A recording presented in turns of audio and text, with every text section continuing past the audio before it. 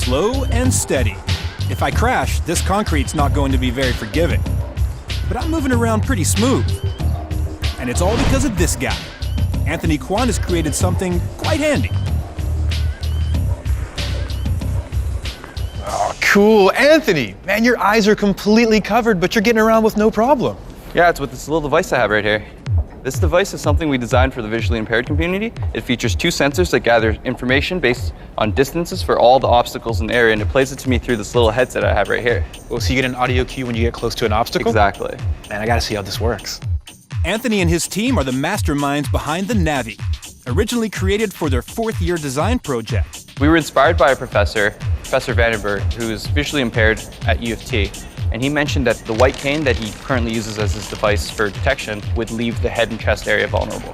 Our device, we designed it with the goal in providing users the ability to navigate through new and open spaces without them having to rely on memory and getting hurt by obstacles around in their general vicinity.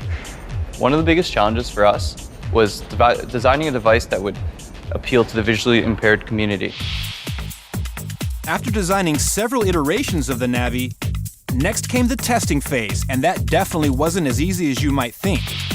My first time testing the device, I felt very vulnerable because I wasn't able to use my eyes to detect things around me as I usually would. That gave my team the inspiration to make a device that was much more intuitive.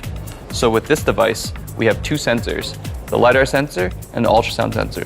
The LiDAR sensor detects obstacles in front of them, and it's very accurate, so it gives the user a point and shoot kind of a feel, whereas this ultrasound sensor right here, a wider beam, so it detects obstacles in the head and chest area. Okay, now you're saying LiDAR, and I'm used to hearing that term with self-driving cars, but the laser's usually spinning around. How does yours work?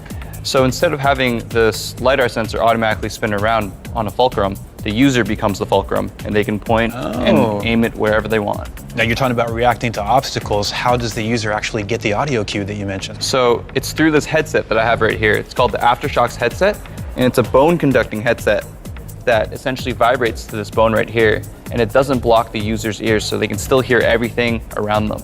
Cool, so the users still get white noise, but can the people around them hear the actual audio cues? No, they can't. Dude, that is smart. And is Navi something that you would consider intuitive? Like, could anybody pick it up and start using it? So we have a little training program to help assist users. Once you pass it, you can pretty much use this device. All right, let's see me in action. Here you go, take this headset, Okay. put it on. Bone conducting headset. Okay. Let's take it up a notch. Here you go, put on that blindfold. Now finally, the device right here.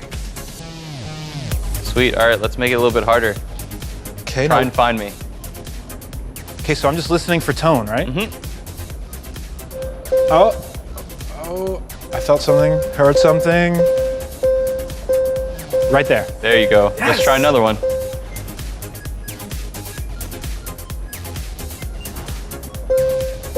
Oh, right there. Perfect. Training step 1 complete. All right, I'm gonna spin you this way. There's an obstacle right in front of you. We're gonna see if you can navigate around it. Okay. You can start walking forward.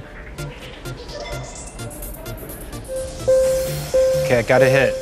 Something right in front of me here. All right, good job. You just passed your first obstacle. Let's try another one. I have some bad news. There's more spinning.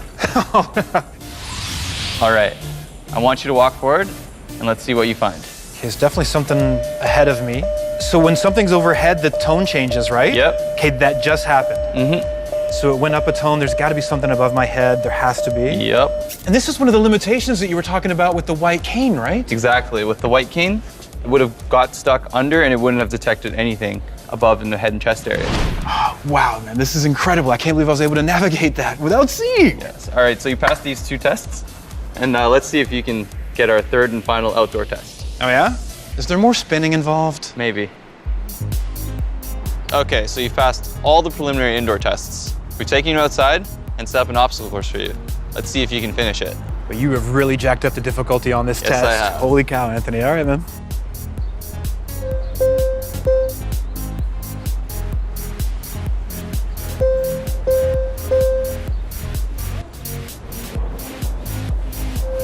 No way.